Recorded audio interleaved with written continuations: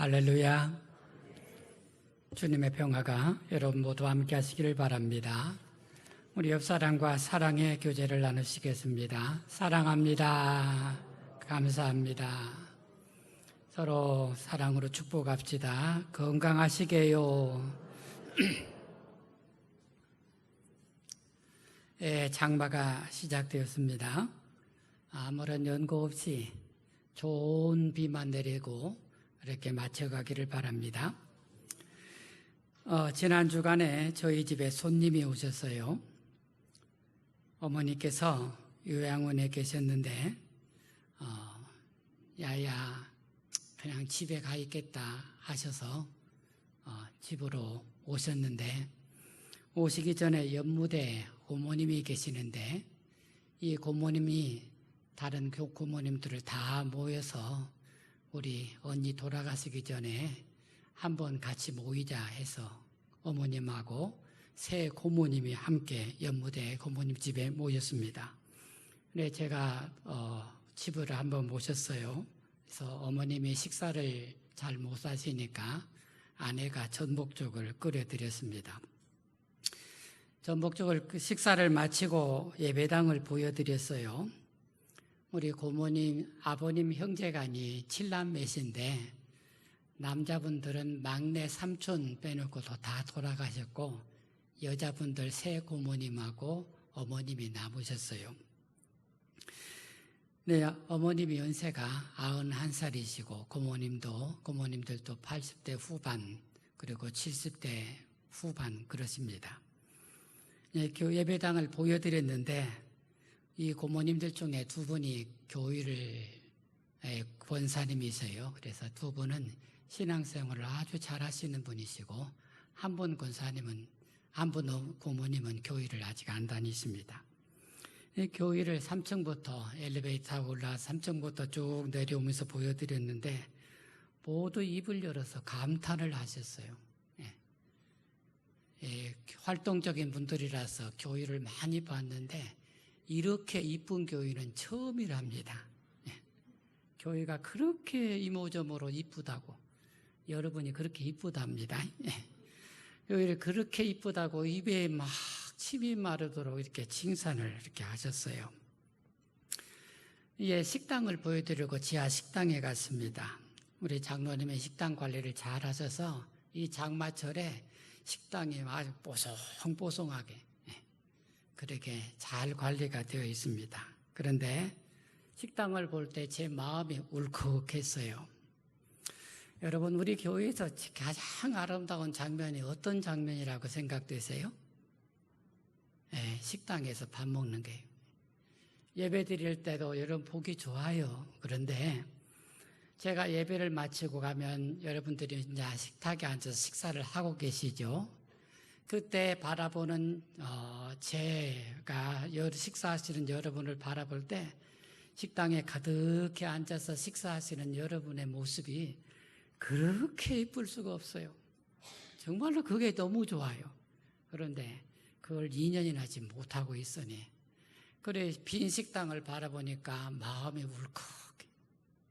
울컥해서 언제 밥을 다시 먹나 마음이 아팠습니다.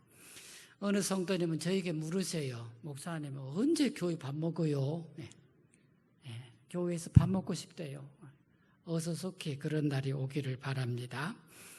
제가 여러분에게 약속을 드리는데요. 교회에서 공동식사를 식사하는 그 주일은요, 우리 전교인 잔치를 한번 하겠습니다. 우리 전교인 그때 풍성한 잔치를 하면서 다시 공동식사를 시작할 수 있도록 그렇게 하겠습니다. 오늘 맥주감사절입니다. 우리가 보리농사를 크게 짓지는 않지만요, 신앙의 절기로서 우리가 하나님 앞에 감사를 드리고 있습니다.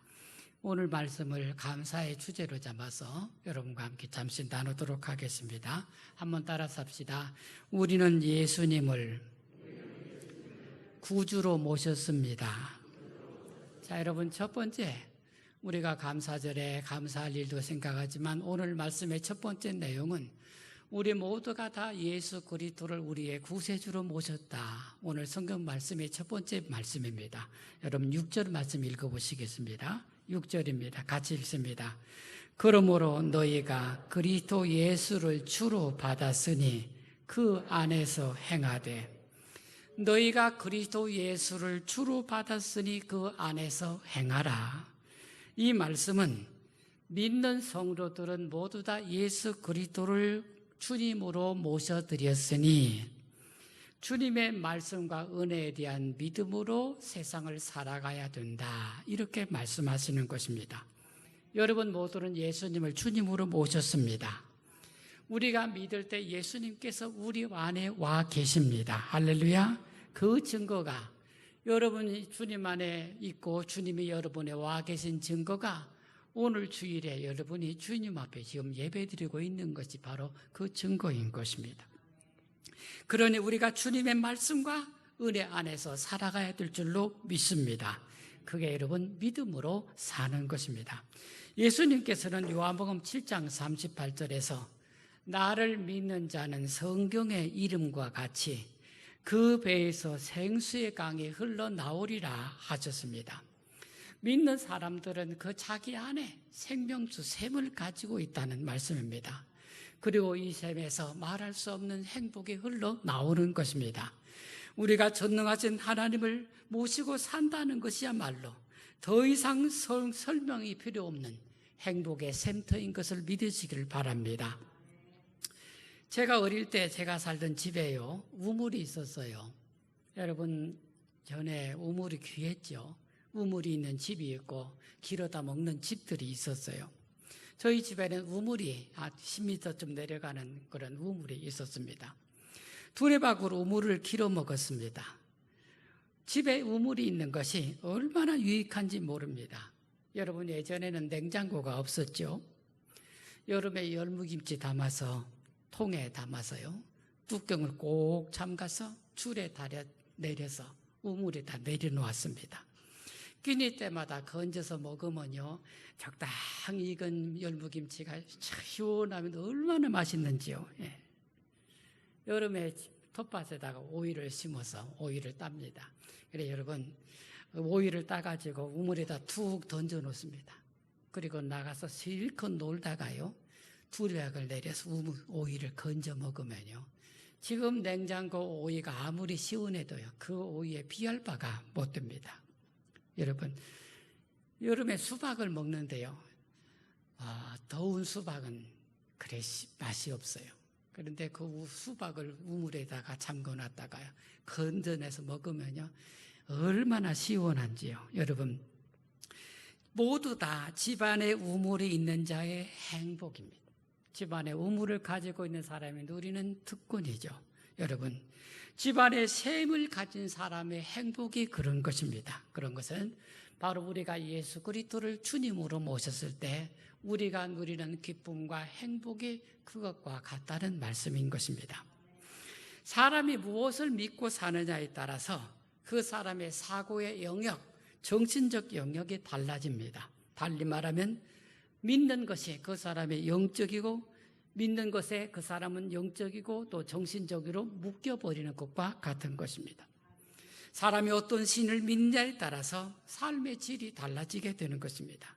저는 오늘날 우리나라가 이만큼 잘 살게 된 것이 복음을 받아들였기 때문이라고 믿습니다. 여러분, 어릴 때 생각해 보십시오. 우리가 얼마나 미신 속에 살았습니까? 여러분, 지금은 다 잊고 살죠. 지금은 그렇게 하면 미쳤다고 할 것입니다. 여러분, 예전에 다 그것을 그렇게 하고 살았어요. 우리가 얼마나 많은 미신 속에 살아갔는지 모릅니다. 영적으로 어두웠던 것입니다. 그런데 복음이 들어와서 하나님을 받아들임으로써 우리나라가 온전히 기독교 나라는 아니지만 우리 기도 복음이 들어와서 우리의 영혼이, 우리의 정신이 새로워져서 오늘 이와 같은 나라를 이룰 수가 있게 됐다는 것입니다. 우리 민족의 영적인 부분이 맑아지고 밝아졌다는 것입니다. 그래서 우리가 이만큼 되었다는 것입니다. 여러분, 우리나라가 경제적으로 선진국 반열에 들어간 것을 기억하십니까? 여러분, 우리나라 잘 사는 나라입니다. 여러분, 세계 내놔도 부족함이 없는 나라예요.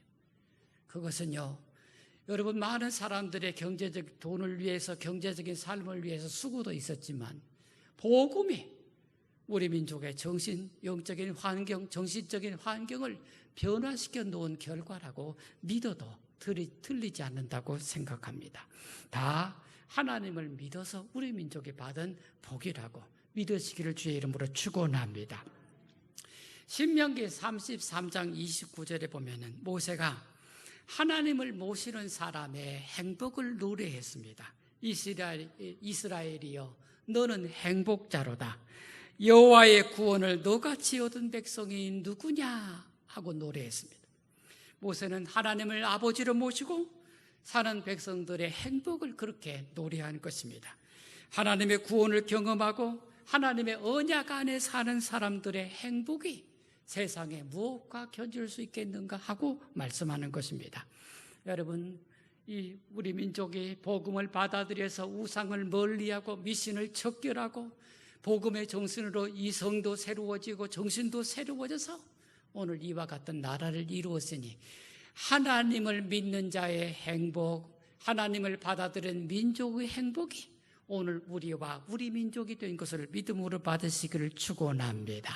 그래서 하나님을 아버지라 부르는 믿는 사람들은 행복의 샘터에서 축복의 샘물을 길어서 마시고 사는 것입니다. 이 말씀 믿음이 되시길 축원합니다. 하나님을 아버지라 부르는 자는, 같이 합시다.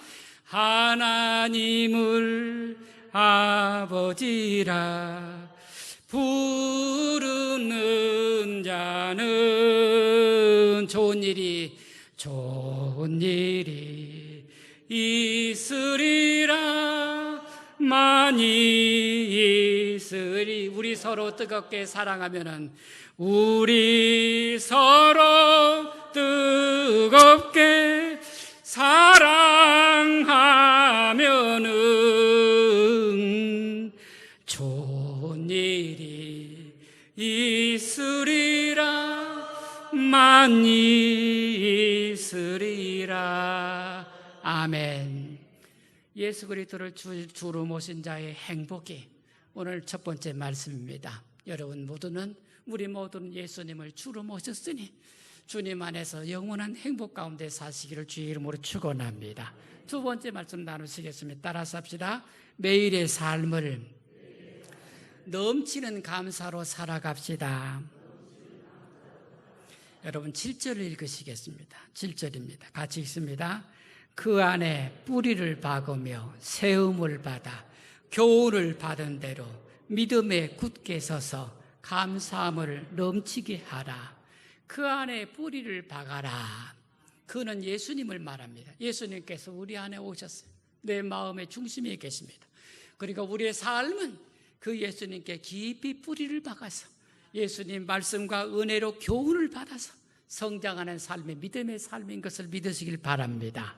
세움을 받아, 그 말은요, 믿음으로 성장하는 것을 말합니다.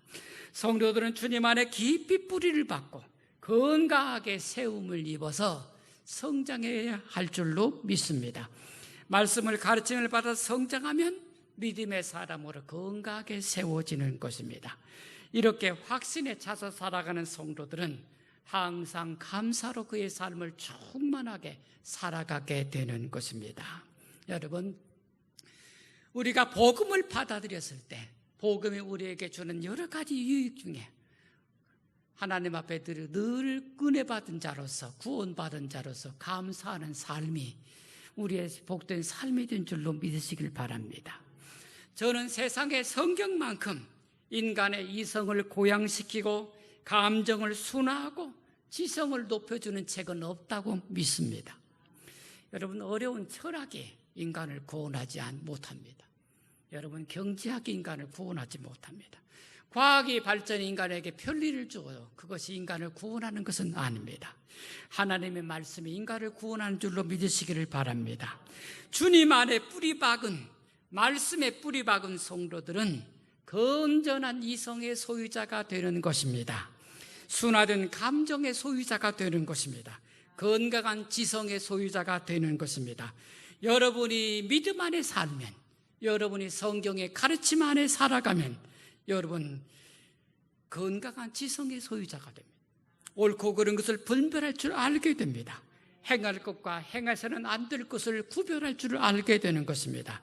여러분 모두는 복음 안에서, 복음의 말씀 안에서 건강한 지성을 가진 사람이 되었기 때문입니다. 여러분, 믿음은 사람이 삶을 살아가는 가장 참된 자세입니다. 믿음은 하나님의 은혜를 아는 것입니다. 하나님께서 우리를 사랑하셔서 독생자를 보내주시고 그분의 십자가의 보혈로 우리를 구원하신 것, 이 은혜를 아는 것이 믿음의 출발이 되는 것입니다. 그러니 여러분 그 은혜를 잊지 말고 은혜 받은 자로서 세상을 살아가야 하는 것입니다. 그것이 항상 은혜 받은 자로서 감사하며 세상을 살아가는 것입니다. 독일 목사였던 보니퍼 목사님 이런 말을 했어요. 어떤 사람이 기독교인인가 그 비기독교인가의 구별은 그 사람이 감사하는 마음으로 살아가느냐 그렇지 못하느냐에 달려있다 했습니다. 어떤 사람이 성도인가 아닌가는 감사하느냐 안 하느냐에 달려있다는 것입니다. 우리가 감사하지 않으면 우리는 그리스도인으로서 자기 존재를 명확하게 하지 못하는 것입니다. 우리가 감사하면 그 자체로서 나는 참된 그리스도인이라는 것을 기억하시길 바랍니다. 돈 베이커라는 사람이요, 감사요법이라는 책을 썼어요. 그 책에서 이렇게 말했습니다. 감사는 환경을 변화시키지는 못하지만 마음가짐을 바꾸어서 태도를 변화시키고 결국 자기 자신을 변화시킨다 했습니다. 여러분, 우리가 항상 성경이 가르치는 대로 감사하죠. 우리는 항상 감사해야 됩니다. 범사에 감사를 하죠. 우리가 항상 감사하는데 우리가 감사해도 우리의 주어진 환경이 금방 달라지지는 않습니다. 가난한 사람이요, 하나님께 늘 감사하네요. 그렇다고 해서 금방 부자 되는 거 아니죠. 그죠? 감사한다고 금방 부자 될 것 같으면 감사하지 않는 사람 어디 있겠어요? 여러분, 몸에 장애를 가진 사람, 몸에 어떤 문제가 있는 사람들이 늘 감사했어요. 그렇다고 해서 몸에 장애가 극복되는 것은 아니에요. 그러나 장애를 가진 몸으로 감사하고 살아가면 그 장애를 극복하는 삶의 태도를 가지게 된다는 말씀입니다. 감사하면 장애가 있는 사람도 없는 사람들보다 행복하게 살아갈 수 있는 것입니다. 여러분, 감사하면요, 비록 얼굴이 못생겼어도 잘생긴 사람보다 얼마든지 행복하게 살 수 있는 것입니다. 감사한다고 그 못생긴 얼굴이 갑자기 잘생기게 바뀌지는 않습니다. 감사했더니 얼굴이 막 그런 게 아니에요. 그렇지만요, 감사하면 자기 자신을 바라보는 눈이 변화되고, 감사하면 자기에 대한 삶의 태도가 바뀌어서 비록 못생겼어도 아무리 잘생긴 사람보다 더 행복하게, 더 건강하게 살아갈 수가 있는 것입니다. 보리밥을 먹으면서도 항상 감사하는 사람은 결코 왕의 식탁을 부러워하지 않는 것입니다. 감사하면 삶의 태도가 달라지기 때문이라는 것입니다. 그러면 여러분, 오늘 성경에 말씀하시는 대로 감사함을 넘치게 하라 하셨는데 항상 감사함으로 삶을 그렇게 살아가는 말씀이죠. 그럼 어떻게 우리가 감사함을 넘치게 그렇게 살아갈 수 있겠습니까? 헨리 클레이라는 사람이요, 이렇게 말했어요. 되돌려 받는 기쁨에 대해서 말했습니다. 이게 무슨 뜻이냐면, 이 사람이 책을 쓸 때 이렇게 삶이 계속적으로 충만한 기쁨으로 반복된 삶을 살아가기 위해서 그 방법으로 되돌려 받는 기쁨을 우리가 알아야 된다, 이렇게 가르친 거예요. 그게 뭐냐면요, 그는 이렇게 아침에 집에서 출발할 때 이렇게 기도를 한다고 합니다. 하나님, 오늘도 내가 도울 수 있는 사람을 만나게 해주세요. 오늘도 내가 누군가를 도울 수 있도록 그런 사람을 만나게 해주세요라고 기도한다는 것입니다. 그러면 하나님께서 자기가 하루를 지내는 동안에 놀랍게 역사를 하신다는 것입니다. 하나님의 손길을 본대요. 내가 누군가를 도와줄 수 있는 그런 사람을 만나게 해달라고 기도를 하고 하루를 출발하면요, 자기 손으로 도와줄 수 있는 소수한 사람들을 많이 만나게 된다는 것입니다. 그런데 놀라운 것은 그가 그 일을 통해서 다른 사람을 도와주면서 자기 자신 안에 끊임없는 기쁨이 반복된다는 것입니다. 자기가 누군가를 도와주면요, 도움을 받는 사람들이 막 기뻐한다는 거예요. 그런데 그가 기뻐하는 모습을 보면서 자기 자신에게 그 기쁨이 돌아와서 자기 또한 끊임없는 기쁨이 자기 삶에 반복된다는 것을 그렇게 말씀하고 있습니다. 그것을 되돌려 받는 기쁨이라 그렇게 표현했습니다. 누군가 남을 도울 때 나를 통해서 그 사람이 기뻐하게 되면 그 사람의 기쁨이 다시 나에게 돌아와서 나의 기쁨이 된다는 것입니다. 이렇게 되돌려 받는 기쁨이 있을 때 기쁨은 그치지 않고 반복된다는 것입니다. 여러분, 예수님께서 말씀하신 말씀, 나를 믿는 자는 그 안에서 생수의 강이 흘러넘치리라. 여러분, 그치지 않는 생명수 샘물이 흘러넘친다는 거예요. 예수 믿는 성도들의 삶이 이렇게 기쁨이 가득하여 언제나 감사가 넘치는 삶이 되어야 될 줄로 믿으시기를 축원합니다. 사랑하는 여러분, 우리가 감사로 충만한 삶을 살아가기 위해서 항상 자기 문제만 생각하면 안 되는 것입니다. 자기만 생각하면요, 감사는 이제 금방 그쳐버려요. 여러분이 가진 조건이 아무리 좋아도요, 한계가 있어요. 자기가 아무리 이뻐 보여도요, 한계가 있어요. 내 삶이 아무리 좋아도 한계가 있어요. 그것 갖고는 여러분 감사를 반복할 수 없고요, 기쁨이 다시 재생산될 수 없는 것입니다. 내가 누군가를 사랑하고 누군가를 위해서 유익한 일을 하고 누군가에게 선을 베풀고 다른 사람에게 좋은 일을 할 때 여러분 안에 하나님께 대한 감사와 삶의 기쁨이 영원토록 반복된다는 것을 기억하시기를 주의 이름으로 축원합니다. 맥주 감사드립니다. 하나님의 은혜에 말할 수 없는 감사를 드림으로써 자신의 삶을 행복하게 살아가는 한산교회 성도님들 되시기를 주의 이름으로 축원합니다. 기도드리겠습니다.